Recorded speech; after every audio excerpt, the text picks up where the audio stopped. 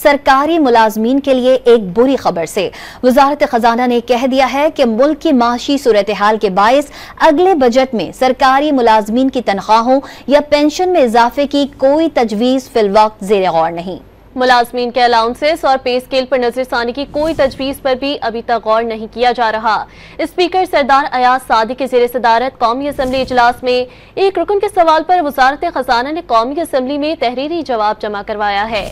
वजारत खजाना ने ऐवान को आगाह किया कि आइंदा माली साल के लिए सरकारी मुलाजमीन की तनख्वाहों या पेंशन में इजाफे की कोई तजवीज ज़ेर गौर नहीं। तहरीरी जवाब में कहा गया है कि मुलाजमीन के अलाउंसेस और पे स्केल पर नजरसानी की कोई तजवीज भी नहीं है। सिर्फ मुलाजमीन के लिए हायरिंग और सीलिंग की हद बढ़ाने का मामला ज़ेर गौर है। इजलास के दौरान वजीर खजाना ने गुज़िश्ता 5 साल के दौरान गैर मुल्की कर्जों और वाजिबात की तफसील भी ऐवान में पेश की। उन्होंने बताया कि जून 2023 तक पाकिस्तान के गैर मुल्की कर्जों और वाजिबात की कुल रकम 126 अरब 14 करोड़ डॉलर्स थी।